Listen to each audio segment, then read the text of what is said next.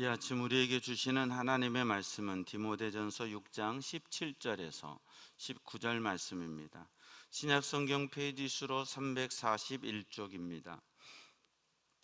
하나님의 말씀을 받들어 읽겠습니다. 내가 이 세대의 부한 자들을 명하여 마음을 높이지 말고 정함이 없는 재물에 소망을 두지 말고 오직 우리에게 모든 것을 후히 주사 누리게 하시는 하나님께 두며 선을 행하고 선한 사업을 많이 하고 나누어 주기를 좋아하며 너그러운 자가 되게 하라. 이것이 장래에 자기를 위하여 좋은 터를 쌓아 참된 생명을 취하는 것이니라. 아멘. 할렐루야. 우리 이은태 목사님은 제가 설명 안 드려도 될 것 같고요. 이 시간 나오셔서 부요하게 되는 길 첫 번째, 오늘 두 번째까지 있으신데요. 말씀 전해주시겠습니다. 우리 기쁨으로 함께 환영의 박수하겠습니다. 할렐루야.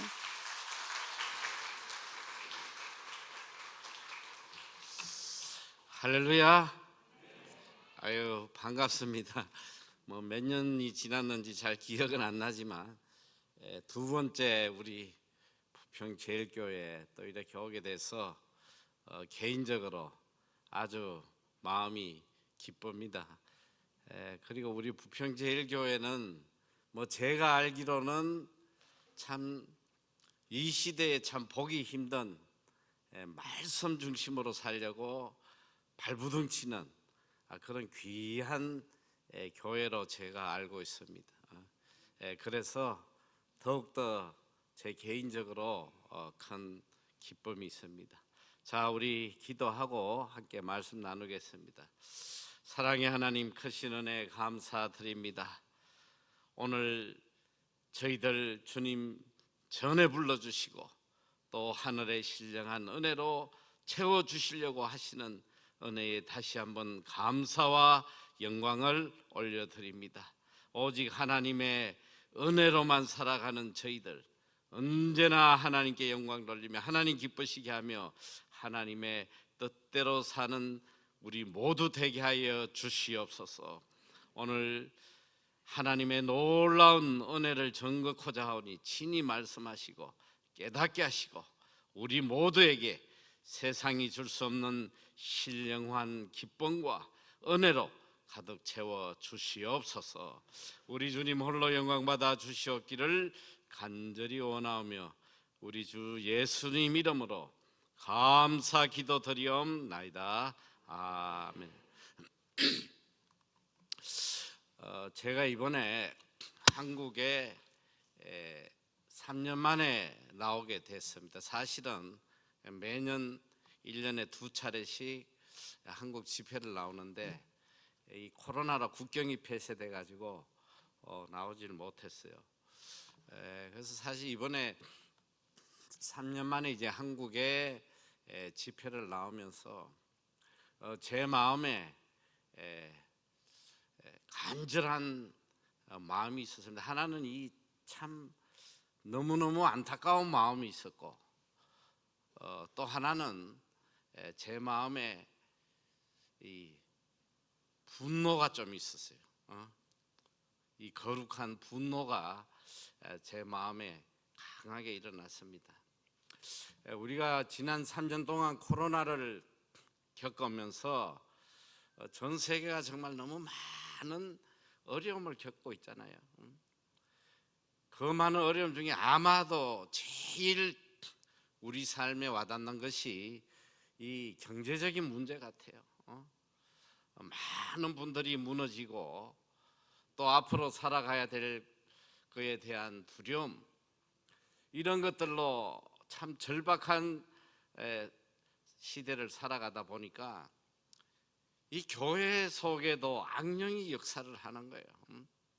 우리 모든 교인들의 마음이 이 하나님에게 집중해야 될 그리스도인들이 온통 그냥 머리에 물질, 어떻게 하면 이 돈을 좀 벌 수 있을까, 이런 절박함, 그런 상황에 다 빠져 있는데 이때 악령이 역사하는 거야. 악령이 이 교인들을 미혹하는 이 악한 세력이 성도들을 파괴하고 교회를 파괴하는데 제 마음에 참 견딜 수 없는 그런 분노가 일어나더라고요.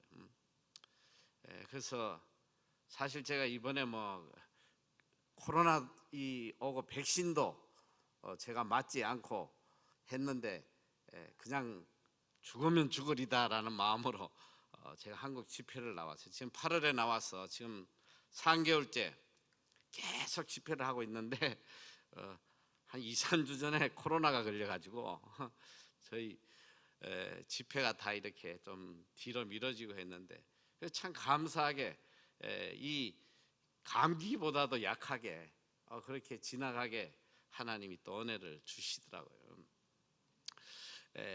제가 왜 그런 각오를 가지고 지금 한국에 나와서 집회를 다니냐면 제가 우연히 CBS 그 새롭게 하소서 방송을 보고 너무 충격을 받은 거예요. 이 방송에 누굴 초대했냐면 이 금융 전문가를 초대해 가지고 그리스도인의 이 물질을 어떻게 관리해야 되는지 그걸 강의를 하는 거예요. 저는 정말 너무 충격받았습니다. 이분의 의도가 굉장히 좋아요. 광명의 천사로 나타났더란 말이에요. 이게 안 비욕될 수가 없는 거예요. 이분의 주장은 그거예요. 그리스도인도 이 물질을 다루는 법을 알아야 된다. 어떻게 물질을 다룰 거냐? 물질이 있어야지 선한 일도 할 게 아니냐. 그러니까 부자 돼야 된다는 거. 그 물질을 만드는 방법을 주식을 통해서, 펀드를 통해서 좋은 무슨 아이템을 사가지고 20년, 30년 갖고 있고 뭐 노후 대책을 준비하고 뭐 목사님들 노후 대책도 준비해주고 뭐 들어보면 굉장히 선한 말처럼 느껴져요. 그게 악령이에요. 이 악령은 광명의 천사로 나타난단 말이지. 우리가 볼 때는 이게 천사인지 악령인지 잘 구분이 안 돼요. 여러분 한번 생각을 해봐요. 주식을 투자하면 주식을 하면 그 마음이 어디에 다 빼앗기겠어? 하나님에게 집중해야 될 인생들이 이 주식에 그 온 마음을 다 빼앗겨서 패망하는 거예요. 여러분 인생이 왜 망하는지 알아요? 하나님의 자녀들은 이 세상을 살아가는 방법이 세상 사람들하고 완전히 달라요. 하나님의 자녀가 세상적인 방법으로 인생을 살면 망하는 지름길이란 말이에요.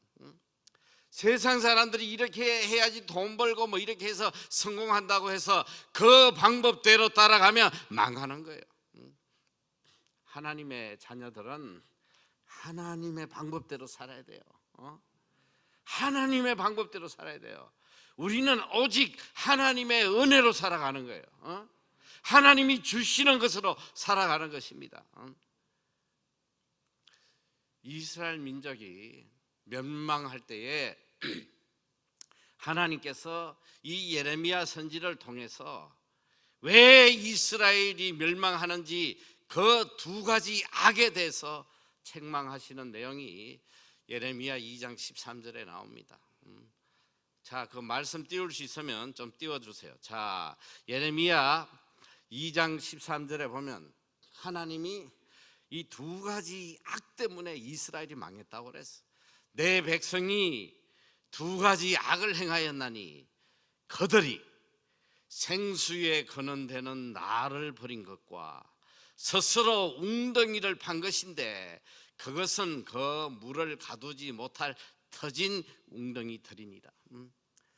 왜 이스라엘이 망했냐? 생수에 거는 데는 하나님을 버렸어요. 그리고 어떤 짓거리를 했냐면 내 힘으로 내 능력으로 웅덩이를 파서 물을 구하겠다는 거예요. 물을 주시는, 비를 내려주시는 분은 하나님이신데 이게 비가 좀 안 온다고 생수에 근원되는 하나님을 버리고 어떻게든 내 힘과 내 능력으로 살아보겠다고 웅덩이를 팠는데 그 웅덩이들이 다 터진 웅덩이, 물이 고이지 않아요. 죽도록 고생했는데 헛된 짓거리를 했다는 거야.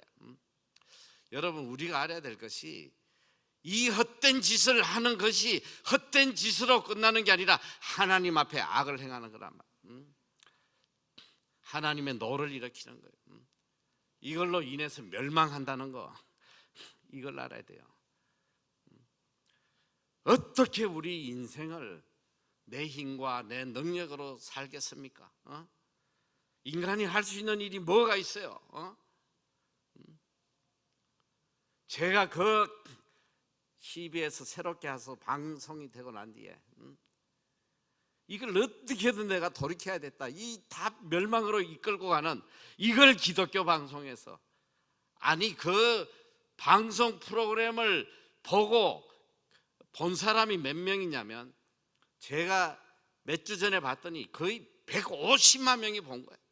그리고 그 밑에 댓글을 단 것이 수천 명이 다른데 이분을 찬양하고 이분이 우리를 구원해 줄 요셉이라고 그러고 진리를 깨달았다고 그러고, 저는 우리 한국 그리스도인의 영적 수준을 보면서 이거 정말 큰일 났구나. 이게 교회만 나오지 이게 전부 다 사탄의 자식이라 이게.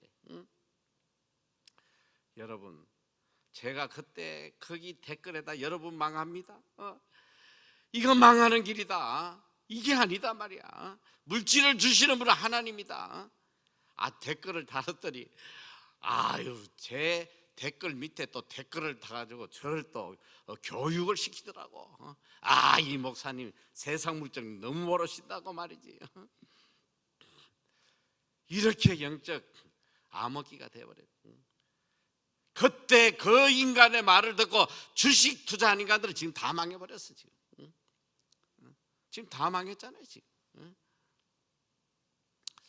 여러분, 하나님의 자녀가요 세상의 방법대로 살면 망합니다. 정신 차려야 돼요. 물질을 주시는 분은 하나님이시고, 오늘 하나님이 우리의 원하시는 것은 우리 인생의 주인 되신 하나님만 사랑하고 하나님의 뜻대로만 살기를 원하세요. 우리를 먹여주고 입혀주고 복되게 해주시는 분은 하나님 한 분밖에 없습니다. 오늘 제가 특별히 오전 오후에 성경이 들려주는 참된 물질관이 뭔지, 어떻게 살면 우리가 이 세상의 물질에서 자유하고 마음껏 선한 일을 하고 살아갈 수 있는지 여러분에게 분명히 들려드릴 거예요. 제가 이 시간에 정말 여러분들에게 강하게 지금 장담할 수 있는 건 뭐냐면, 오늘 제가 들려주는 이 말씀대로 살면 여러분들 이 세상에 물질의 문제로 고통받을 사람 한 명도 없어요. 이대로만 살면 일평생 물질에 자유하고 마음껏 선한 일 하고 살아갈 수 있도록 하나님이 해주시는 것입니다. 자, 그러면 우리가 어떻게 살아야 되느냐, 어떻게 살아야지 하나님이 이 문제를, 이 물질의 복을 우리에게 주시느냐. 정답은 뭐 간단하죠. 하나님의 말씀대로 살면 되잖아요. 하나님 말씀.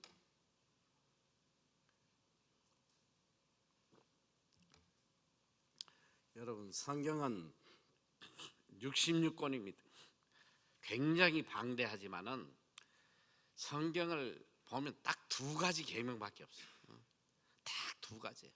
이 성경 66권이 우리에게 두 가지만 가르치고, 마태복음 22장 37절에서 40절까지 보면 예수께서 이러시되 내 마음을 다하고 목숨을 다하고 뜻을 다하여 주 너희 하나님을 사랑하라 하시더니 이것이 크고 첫째 되는 계명이다. 첫째 계명 하나님 사랑. 둘째는 뭐냐? 둘째도 그와 같으니 내 이웃을 내 자신같이 사랑하라 하셨으니, 이 두 계명이 온 율법과 선지자의 강령이니라. 이 두 계명이 성경이란 말이에요. 성경 전체. 성경은 위로는 하나님을 사랑하고 또 이 수평적으로는 내 이웃을 내 몸과 같이 사랑하라는 거예요. 제가 보니까 나름대로 하나님을 사랑하려고 애들 써요. 열심히 예배도 참석하고 성경들 읽고 뭐 금식도 하고 하는데 이웃 사랑에 대해서는 정말 냉담해요. 관심이 없어요. 이거 정말 충격적이지 않아요? 여러분, 이 하나님 사랑, 이웃 사랑, 이거 한 계명이에요. 이게 절대로 분리할 수 없는 거예요. 내가 하나님을 사랑하노라 하면서 이웃을 외면한다? 이게 다 거짓된 신앙이에요. 이웃을 내 몸과 같이 사랑하라는 거 하나님의 계명인데 하나님의 말씀을 이렇게 무시하고 뭐 하나님 사랑한다는 게 그 말이 됩니까? 우리 그리스도인들 참 저는 살아오면서 너무 충격적인 일을 너무 많이 겪어요. 교회 안에서는 보면 다 천사 같아. 얼마나 사랑이 넘치는지 몰라. 교회 문 밖에만 나가면 세상 사람보다 더 악하고 더 자기중심적이고 더 세상적이고 이런 인간들이 얼마나 많은지 몰라요. 이웃의 아픔, 내 이웃이 배가 고파 죽어가도 눈길 한 번 안 주는 게 이게 소위 그리스도인이란 말이에요. 충격이잖아요.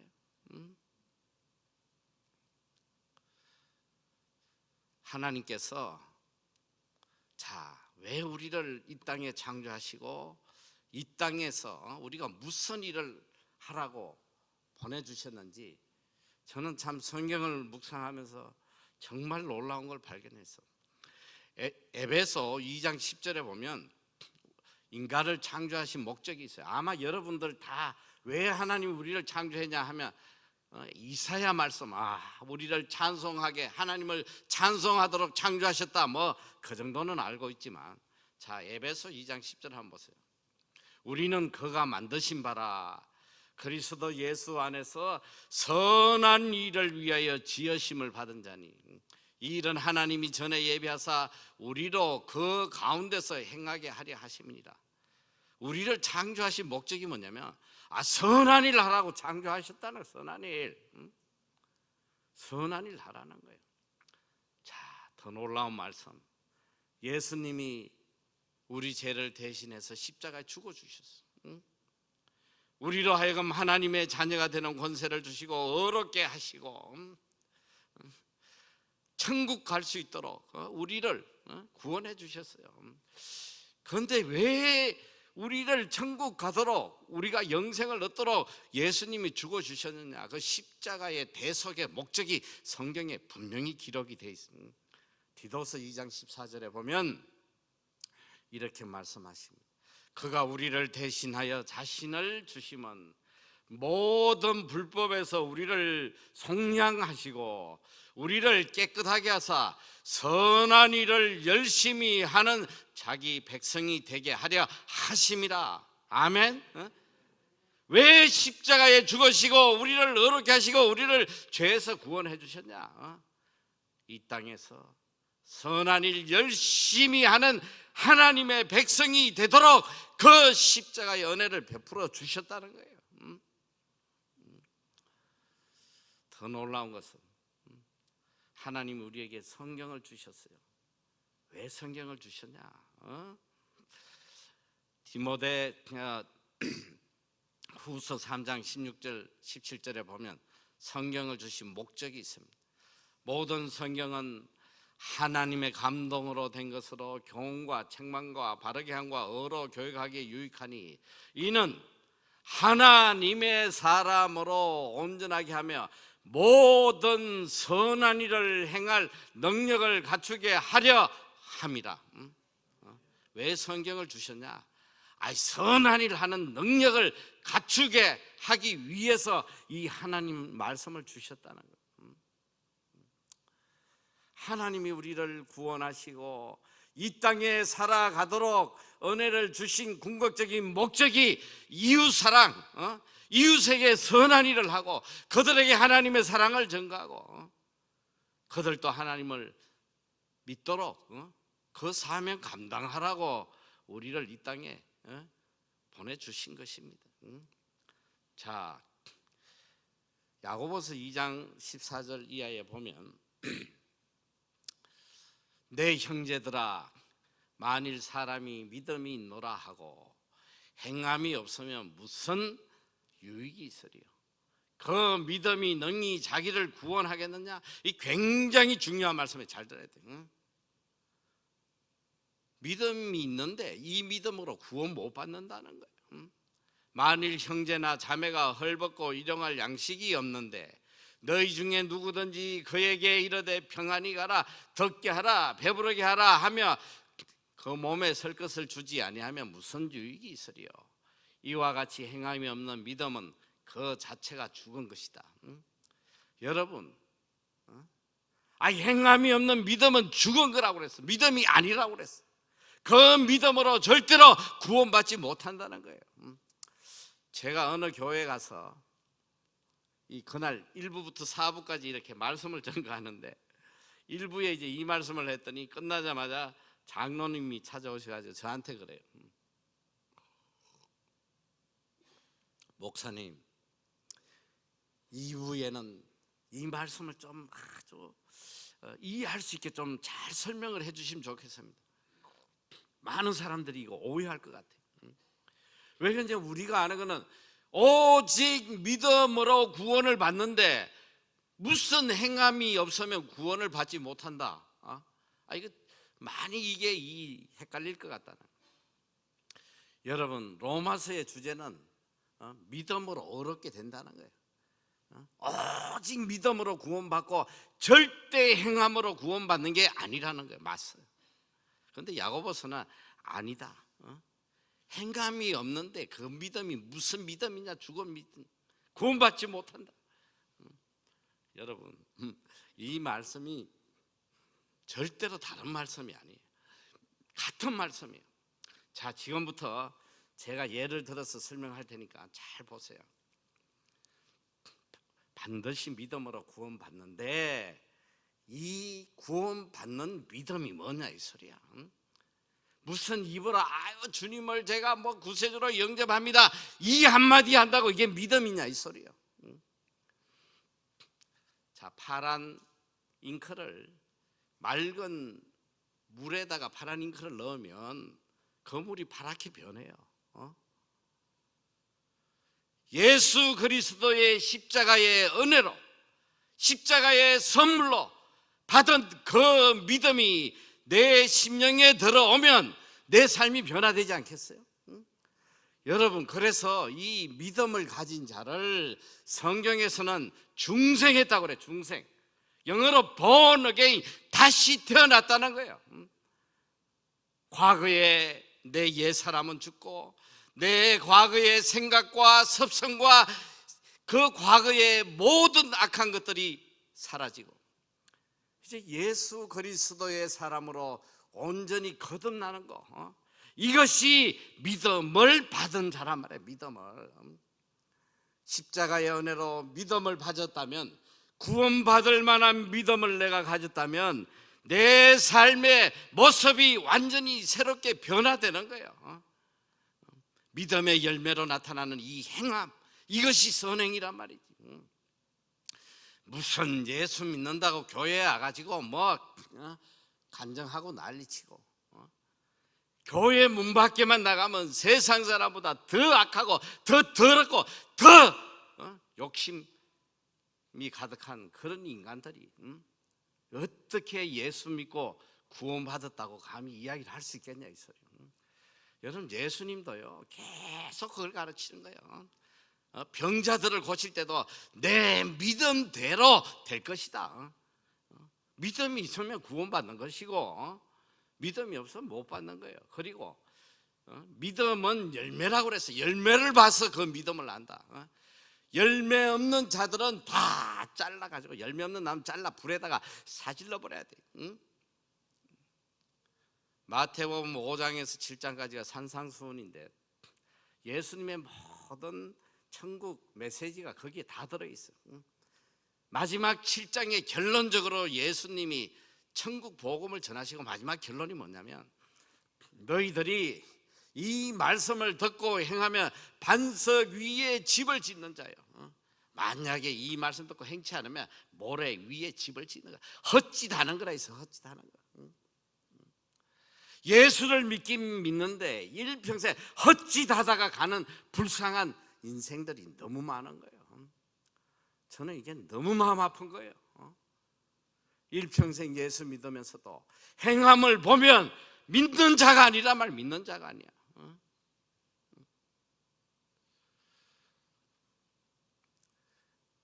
정말 우리가 믿음의 사람이면 믿음의 열매가 나타나야 되잖아요.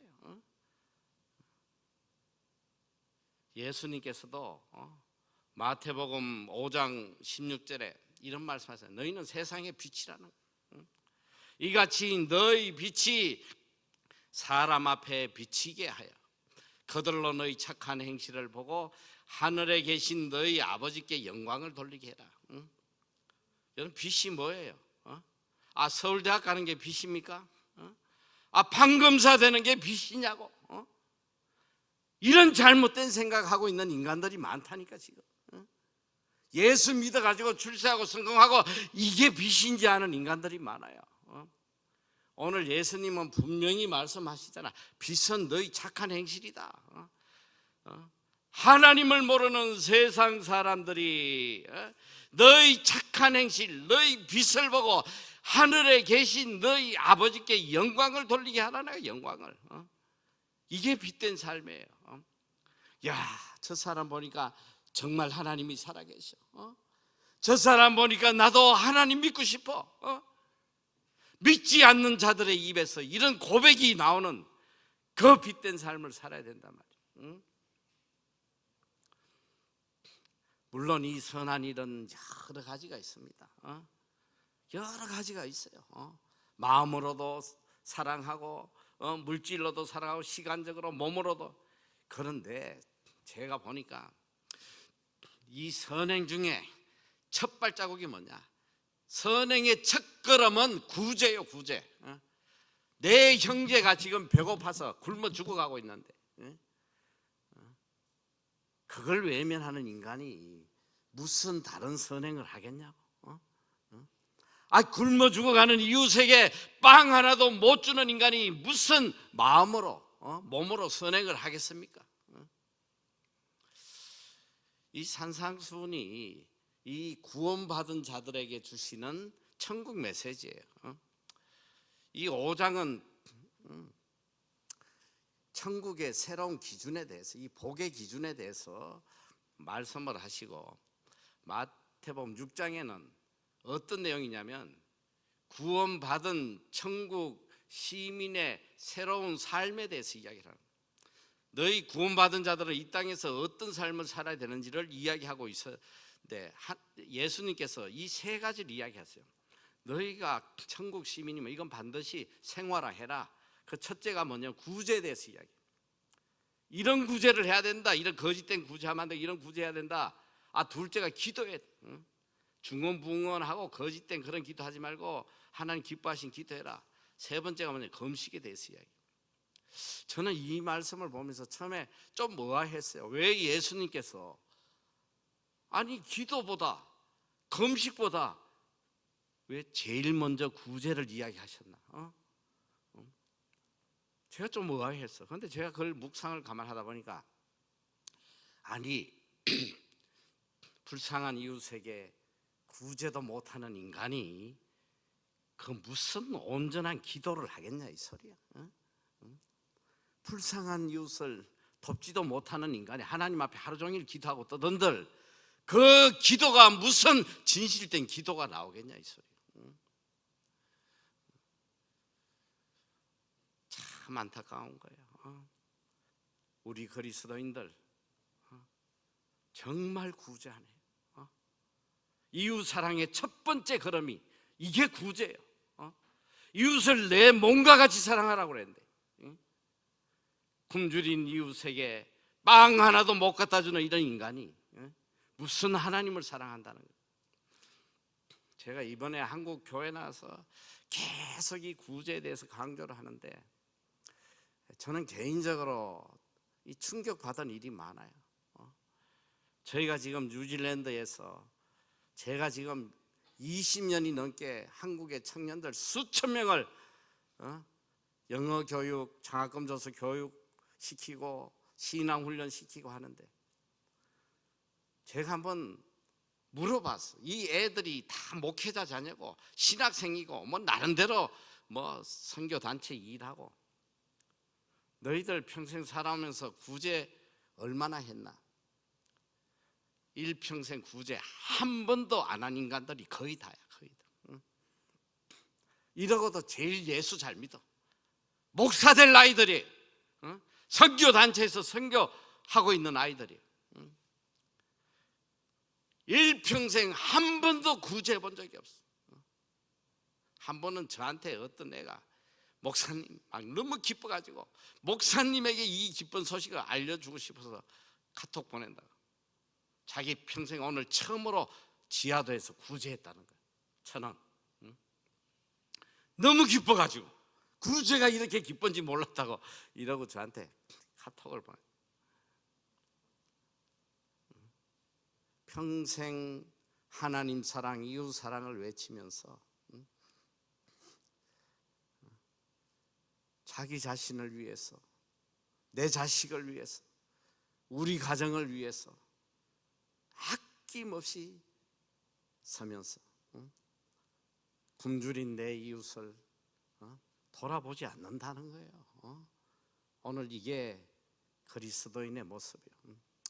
성경에 보면 제가 이번에 어떻게든 이 물질의 복을 받는 비결을 가르쳐줘야 되겠다 해서 제가 올 2월에 이제 재물 이야기라는 책, 성경이 알려주는 모든 물질에 대한 성경 이야기, 또 제가 체험했던 이야기를 적어서 귀한 책을 하나 출간을 했는데, 여러분 이 성경이 이게 창세기부터 요한계시록까지 성경 전체에 구제에 대해서 하나님이 얼마나 많이 가르치시는지 몰라.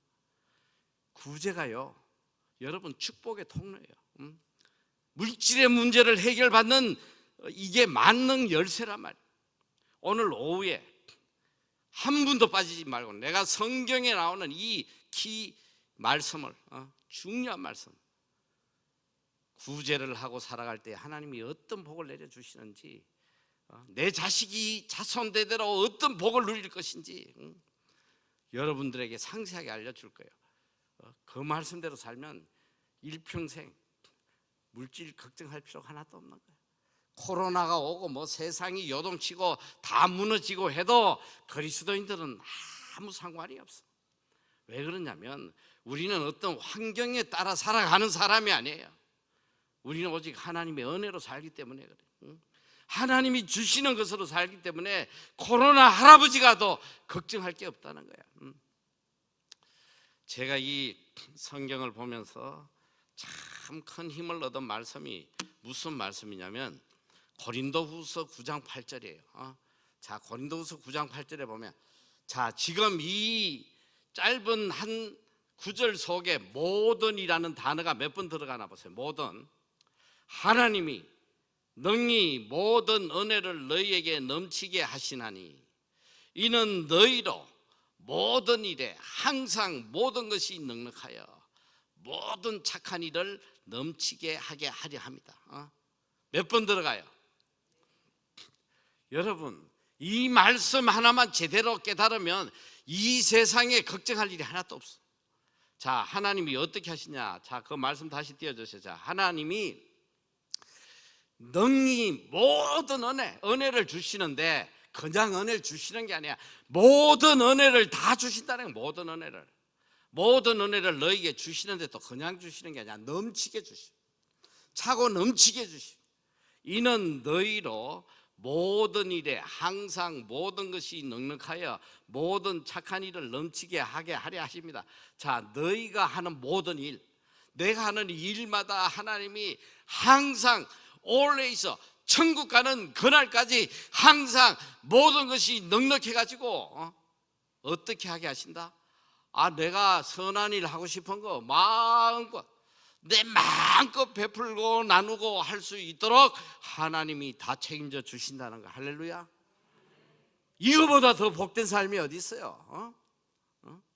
내가 마음껏 누리고 불쌍한 이웃들에게 내 마음의 소원대로 마음껏 나눠주고 이거보다 더 큰 복이 어디냐 말이야. 인간들이 머리 서가지고 몇 푼 모으려고 주식 투자하고 별짓 한들 몇 푼이나 모으겠어. 돈 벌려고 발악하면 더 망하더라고. 보니까 더 망해. 이 물질에 대한, 이 돈에 대한 성경적 진리를 오후에 제가 상세하게 알려드릴 텐데 한 분도 빠지지 말고 나오시길 바래요. 좀 전에 이 고린도후서 9장 8절은 구제하는 자에게 주신 하나님의 약속의 말씀이에요. 이 바울이 3차 선교 여행을 갔을 때에 예루살렘에 흉년이 들어가죠. 많은 성도들이 굶어 죽어가고 있어요. 그때 바울이 이 마게도냐 지역에서 선교를 하다가 그 소식을 듣고는 그 이방인들에게 구제 연보를 하게 해요. 우리의 형제 얼굴 한번 본 적 없지만 예루살렘 형제 자매들이 이렇게 굶주려 죽으니까 너희들도 좀 헌금 좀 해라. 구제해라, 구제. 그때 참 감동적인 내용이 고린도후서 8장 2절인가 보면 이 마게도냐 교회가 이 밖으로는 큰 환란이 있었어요. 예수 믿는다고 잡아 죽이고 막 핍박하고 엄청난 고통 가운데 있었는데, 그리고 또 내부적으로 개인적으로는 극한 가난 속에 있었다는 거예요. 그냥 가난한 게 아니야. 자, 고린도후서 9장 2절, 환난의 많은 시련 가운데서 그들의 넘치는 기쁨과 극심한 가난이 그들의 풍성한 연보를 넘치도록 하게 하였다. 이런 핍박 환난 속에, 또 극한 가난 속에, 자기도 먹을 것이 없는 그런 가난 속에서 오히려 예루살렘 성도를 위해서 풍성한 연보를 기쁘게 했다는 거예요. 이 하나님 기뻐하시지 않겠어요?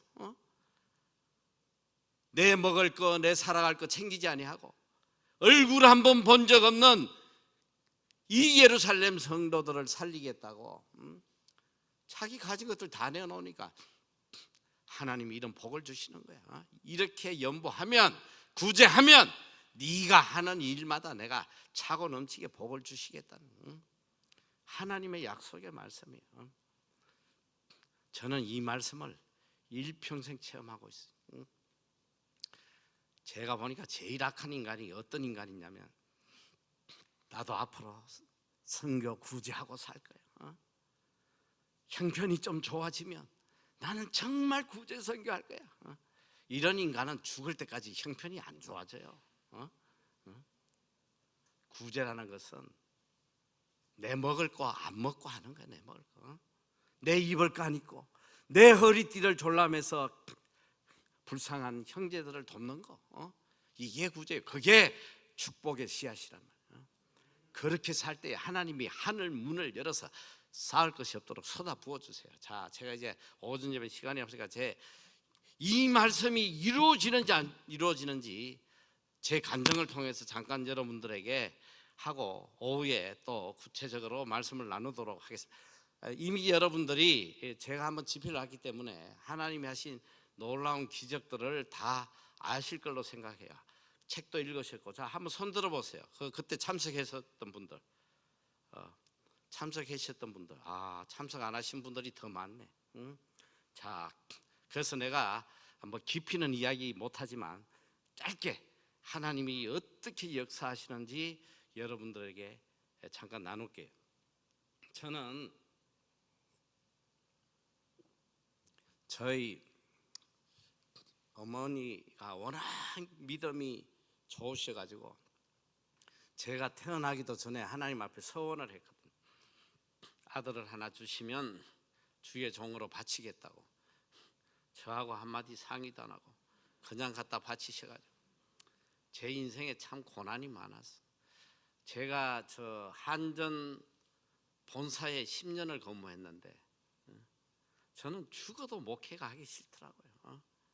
끝까지 안 가려고 발악을 하는데 하나님이 여러 차례 매를 때리시는데 끝까지 안 가니까 교통사고를 나게 하시는데 부산에 저희 가족이 놀러 갔다가 밤에 해안도로를 한 80km로 달리는데 반대 차선에서 술 취한 젊은 아이가 중앙선을 넘어가 정면 충돌한 거예요. 여러분 80km로 충돌하면 다 죽어요. 차가 형체가 없이 파괴돼서. 그런데 저희 가족들은 아주 미세하게 다치게 하시고 하나님이 제 무릎을 그냥 박살을 내버리시더라고요. 그래서 6개월 동안 대수술을 받고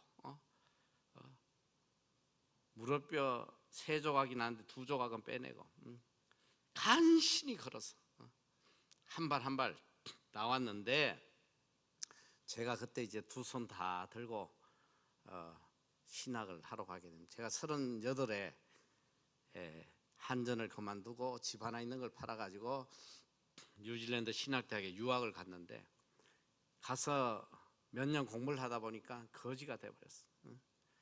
여러분 아무리 애껴도 제가 몇 년 동안 침대 하나를 안 샀다니까. 맨바닥에 그 축축한 카펫에서 자면서 과일 하나를 제대로 못 사 먹고 이 과일 가게 가면 짐승들 먹으라고 박스에 담아서 썩은 거 모아서 한 박스 1불에 주는 게 있어. 그걸 사다가 파먹고 이렇게 살아도 몇 년 지나니까 집세를 낼 수 없는 그런 거지가 돼. 얼마나 두렵고 얼마나 고통스러운지 앞으로 내가 어떻게 살아야 되나. 매일 밤 그냥 하나님 앞에 눈물로 기도한 것밖에 할 수가 없잖아요. 하나님 여기까지 인도해 하셨으니까 저도 주의 일 좀 하게 해달라. 밤마다 그냥 울면서 하나님께 기도하는데 하나님께서 어느 날 그래요. 염려하지 말라는 거예요. 내가 5년 안에 너에게 선교센터와 영어학교를 세워주겠다. 매일 기도하는데 들려주시는 말씀, 믿을 수 없는 말씀. 그리고 3년이 지났는데 3년이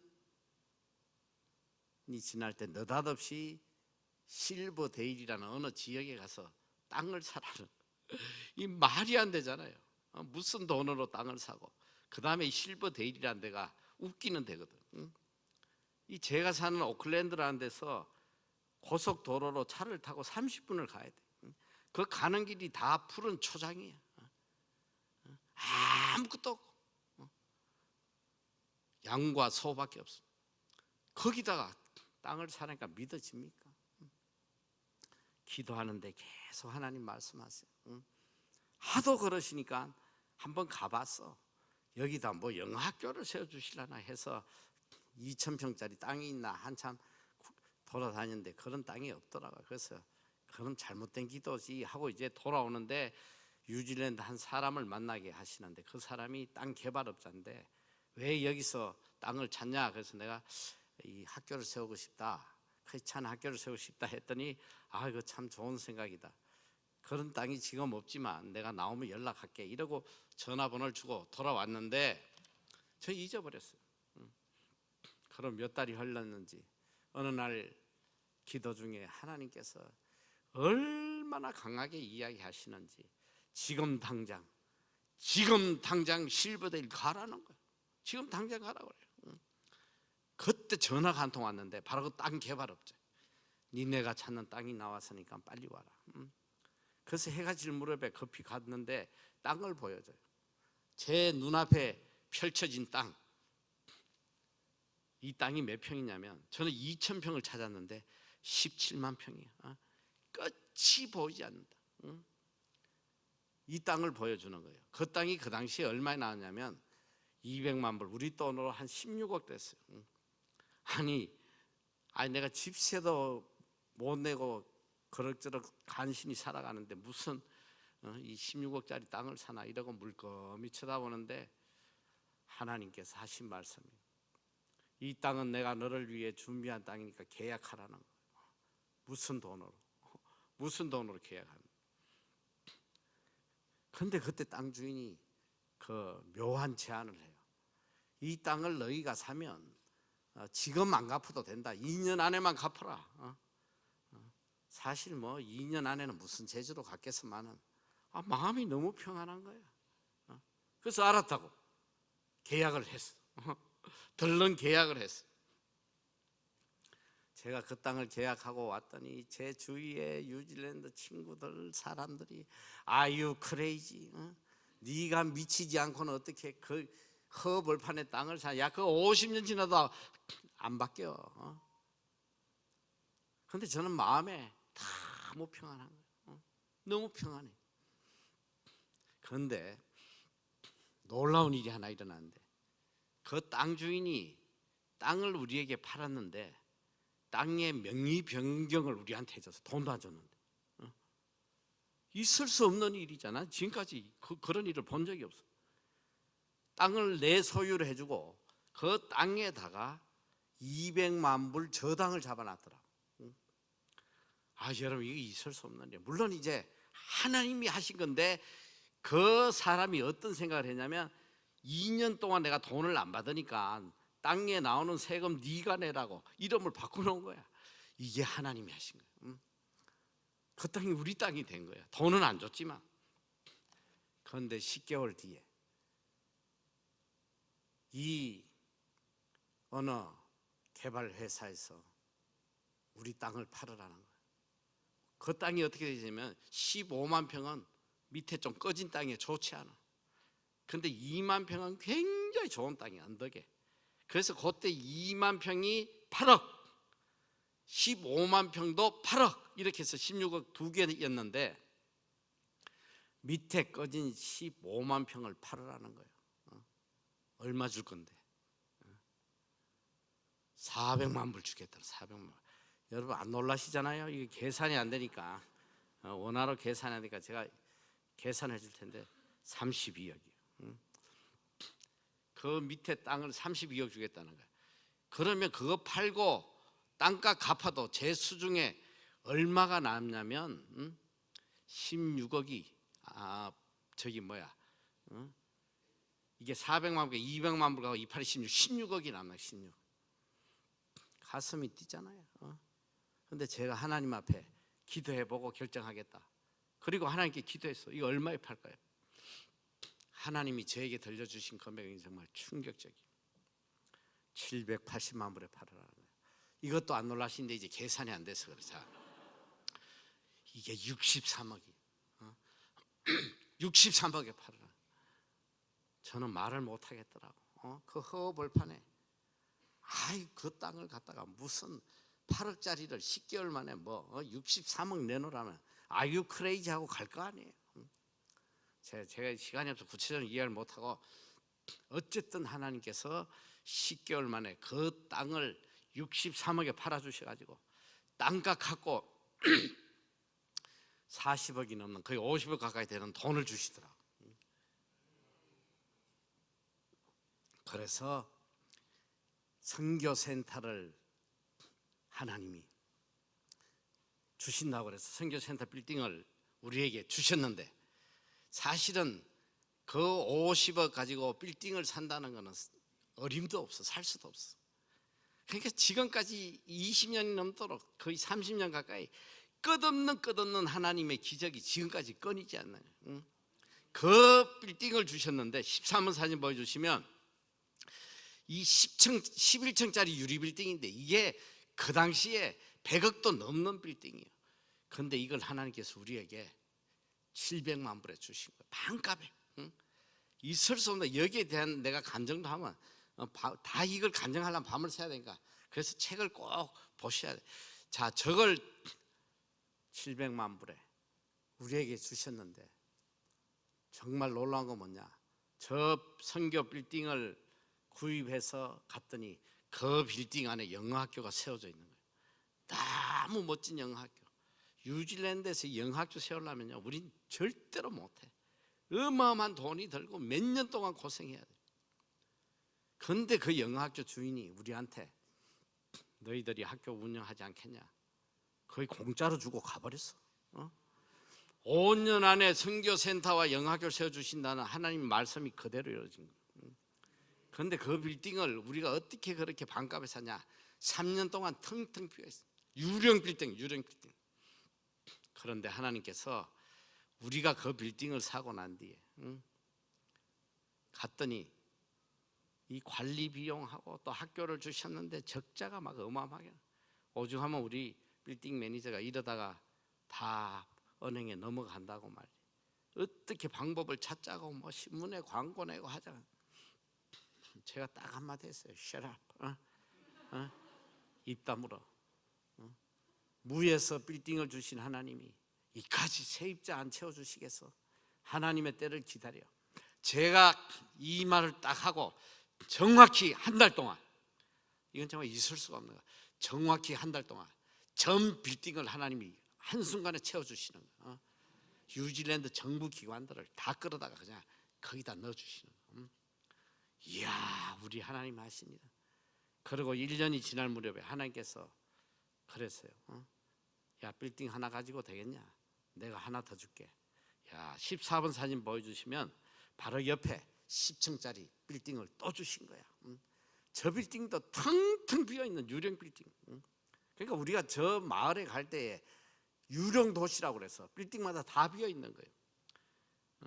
그런데 우리가 가고 난 뒤에 저희가 제일 중심이 돼버렸다니까. 지금은 저 빌딩도 텅텅 빈 빌딩을 주셨는데 그 빌딩에 그 나라 국세청이 3개 층을 빌려 쓰고 있더라고요. 조건부로.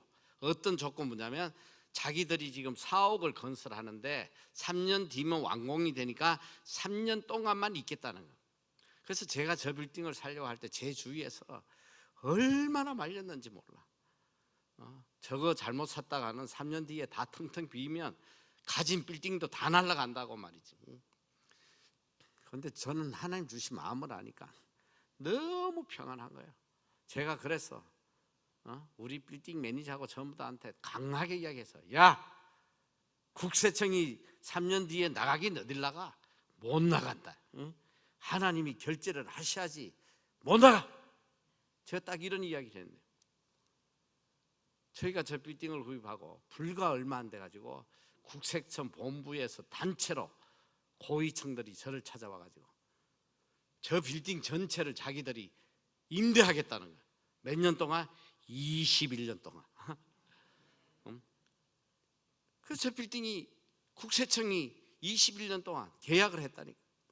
하나님께서 물질을 막 쏟아부어 주시는, 저 두 빌딩을 통해 가지고 쏟아부어 주시는 거예요. 자, 그리고 15번 사진 보여주시면 또 몇 년 전에 하나님께서 우리 미래 선교센터로 쓸 빌딩을 또 하나 저렇게 또 주셨어요.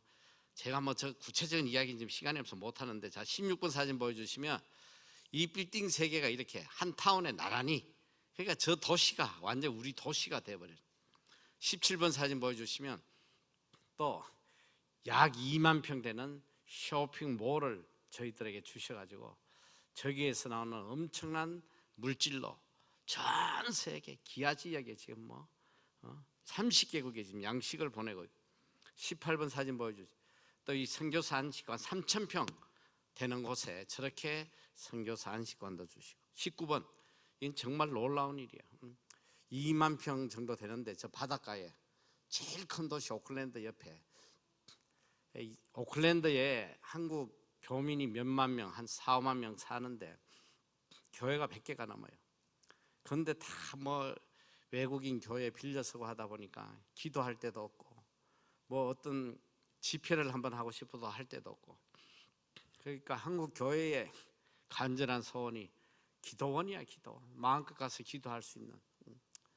그 어느 날 우리 행정 목사가 저에게 와서 목사님, 이 일을 우리가 했으면 좋겠습니다.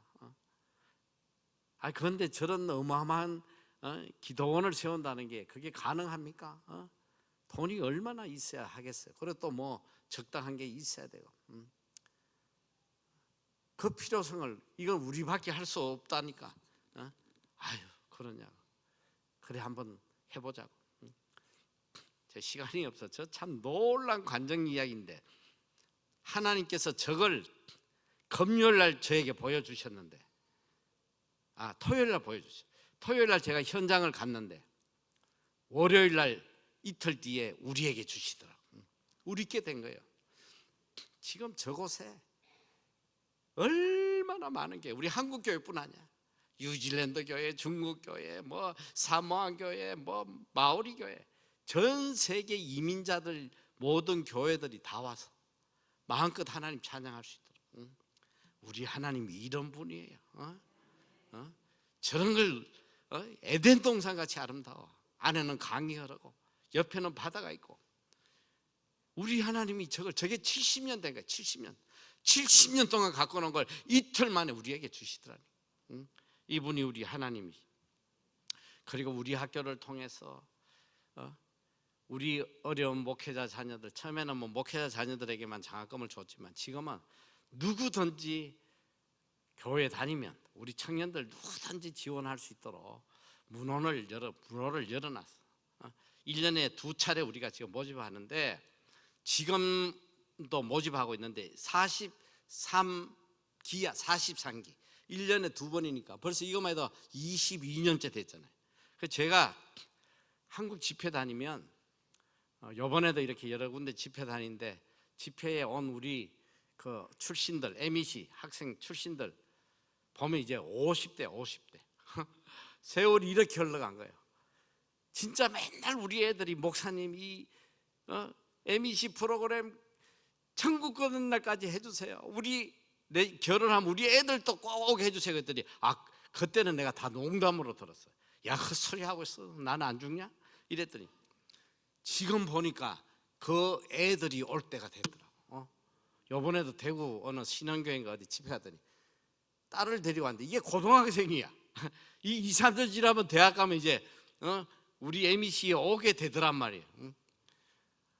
그래가지고 지금까지 수천 명을 우리가 교육을 시켰는데 이 1년에 지금 200명 장학금을 주고 있는데 이것만도 학비가 매년 수십억이란 말이에요.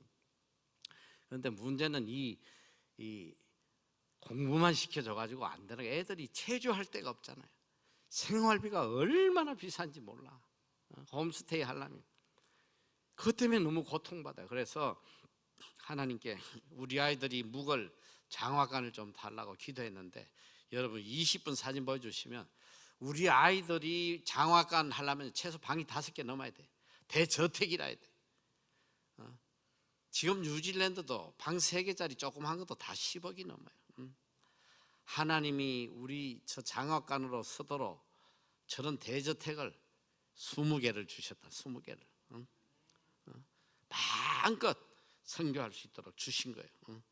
21번 사진 보여주시면 이렇게 한 기수가 이렇게 많이들 와요. 자, 22번 또 우리가 이 선교센터 빌딩을 주셔서 제가 제일 먼저 한 게 선교센터를 써요. 그리고 여기저기 흩어져 있는 열악한 선교 기관들을 다 끌어모았어. 다 들어와라. 사무실 다 무상으로 주고 사무실 관리 비용 우리가 다 대주고 마음껏 선교하라고. 국제 선교 단체가 지금 17개가 들어와요. 위클리프 성경 번역, 바이블 소사이어티 성서공회, 유수 국제적인 선교 기관들이 저기서 함께 모여가지고 선교를, 이건 뭐 선교 역사에 참 보기 드문 일이라고 그래요.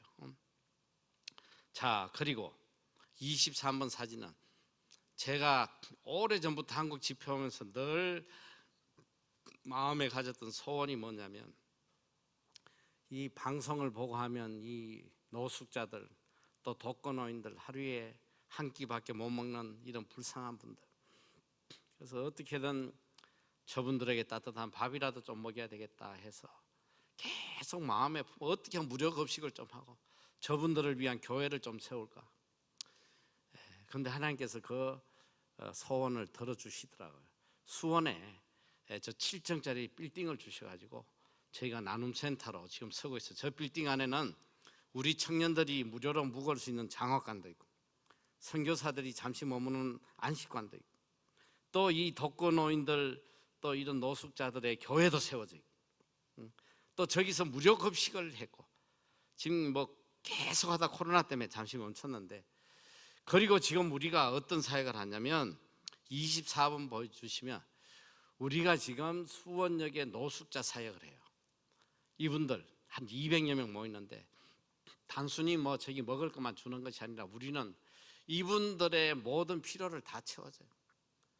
옷 달라면 옷 사주고, 약 달라면 약 사주고, 텐트 사달라면 텐트 사주고. 매번 제가 한국 나오면 제가 일주일에 2번 가서 이분들의 필요를 다 확인을 해요. 그래서 다 공급해주고, 거기서 같이 예배드리고. 거의 지금 제가 이번에 한국 나와서 계속 분주하게 지금 다니는 게 뭐냐면, 이분들이 주인이 돼서 마음껏 예배드릴 수 있는, 우리 저 나눔센터 빌딩에서는 이 수용 인원이 얼마가 안 돼. 그런데 저희가 이걸 나눠주다 보니까 코로나 이후에 먹을 걸 일주일치를 포장해서 나눠주다 보니까 한 번에 몇 명 오냐? 500명이 오는 거. 500명. 제 마음에는 이 500명이 다 함께 예배 드릴 수 있는 그런 교회를 지금 제가 꿈을 꾸고 있어요. 꿈이 아니에요. 하나님이 하실 수 있어요. 제가 그래서 이번에 집회하면서 시간 나는 대로 계속 이 한 500명이 함께 예배 드릴 수 있는 교회를 지금 구하려고 찾아다니고 있어요. 교회든 상가든 큰 걸 해서 마음껏 이분들이 와서 기도하고 찬양하고 이분이 주인이 되는 교회를 지금 세울 거예요. 그리고 또 25번 보면 우리가 뉴질랜드에서도 노숙자 사역을 해요. 한 200명. 이분들에게도 복음 전하고 필요를 채워주고 있습니다. 26번. 지금 우리가 이제 코로나 터지고 난 뒤에 제가 제일 집중적으로 하는 사역이 뭐냐면 기아 지역에 양식을 나누는 거예요. 코로나 이후로 굶어 죽는 사람이 얼마나 많은지 몰라요. 전 세계에. 저희가 지금 30개국에 선교사들과 조인이 돼가지고 매달 양식을 보내요. 어마어마한 이 양식을 지금 쏟아붓고요. 월드비전을 통해서 또 우리가 직접 30개국에 보내고 또 여러 경로를 통해서 어려운 자들을 돕고 있습니다. 뭐 이것만 해도 어마어마한 물질이 나가요. 뭐 상상할 수도 없는, 웬만한 교회에 뭐 1년 예산만큼 우리가 쏟아 부어보고 있단 말이에요. 하나님 다 채워주시잖아요. 27장도 우리가 오래전부터 또 탈북자 아이들, 부모 없이 넘어온 아이들, 이 아이들 수십 명씩 생활비 또 장학금 이렇게 계속 지원하고 있습니다. 28번 보면 제가 그 하나님께서 지난 20여 년 동안 뭐 30년이지 뉴질랜드에서 하셨던 끝없는 기적의 이야기를 담은 책이 이 2권. 그때 제가 여기 올 때 2권을 다 가져왔으나 아니면 한 권만 왔으나 기억이 안 나네.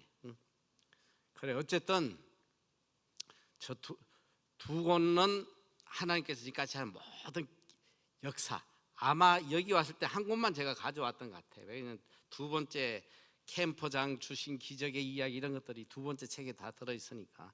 그리고 29번 보시면 제가 이 코로나를 겪으면서 원래 이건 정말 너무 귀한 책이에요. 성경이 들려주는 물질관에 대해서 매 상황 속에서 어떻게 우리가 그 상황에 대처하는지 제가 체험했던 놀라운 이야기들을 70개의 이야기를 통해서 또 성경 그때마다 들려주시는 하나님의 말씀 성경을 통해서 저는 저 책은 반드시 여러분이 읽어야 돼요. 저 책을 다 읽고 나면 여러분들이 이 세상에 물질의 염려는 안 하셔도 돼요. 저 말씀대로만 살아가면. 그 30번 보면 또 이 영어로도 또 저기 중국어로도 번역됐으니까 필요한 분들은 가져가시고, 제가 이번에 이 책을 여러분들에게 지금 뭐 많이는 안 가져왔어요. 여기 얼마나 안 가져왔는데 저 책 판매대금 전액은 다 노숙자한테 가요. 다 노숙자한테 갑니다. 그래서 여러분이 제 간절한 바람은 그거예요. 뭐 책을 읽기 싫어도 내가 지금부터 구제를 시작하겠다 하는 마음으로 사란 말이에요. 여러분 구제하는 거예요. 첫 발걸음을 띄어야 돼. 형편되면 10권도 사고 정말 나도 한번 구제 시작하겠다 해서 꼭 이 책들을 좀 구입해 가시고 제가 오후 시간에 정말 구체적으로 내 자손 대대로 복을 받는 비결, 어떻게 살 때에 하나님이 어떻게 물질로 쏟아부어 주시는지 성경적 물질관을 여러분들 나눌 테니까 한 분도 빠지지 마시고 다 참석하시길 바랍니다. 자, 기도하고 마치겠습니다. 사랑의 하나님, 크신 은혜 감사드립니다. 지금도 하늘 문을 열어서 사을 곳이 없도록 복 주시기 원하시는 하나님, 또 우리 하나님의 자녀들이 하나님이 주시는 물질로 마음껏 선행하고 나누고 베풀고 살기를 원하시는 하나님, 우리가 아직 그릇이 되지 못해서 받지 못합니다. 먼저 우리가 하나님 뜻에 합당한 자가 되어서 물질로 마음껏 하나님께 영광 돌리는 삶 살게 하여 주시옵소서. 감사드리며 예수님 이름으로 기도드리옵나이다. 아멘. 우리 다 함께 일어나셔서 옆에 분과 인사하겠습니다. 우리도 한번 해봅시다. 이렇게 인사합니다. 우리도 한번 해봅시다. 우리도 한번 해봅시다. 아멘.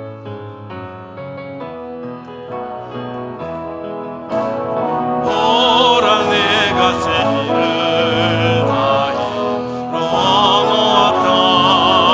이제 나타나시니 너희가 보고 알미라. 정령이 내가 사망의 샘물을 내리니 장사들 짐승들과 시라 같아도 나를 동경할 것은 광야의 샘물을 사막의 강물을 내 백성에게 주리라. 나의 택한 백성으로 마시게 할 것이라. 나의 택한 자들로 마시게 할 것이라. 우리 목사님 축도하심으로 예배 마치겠습니다.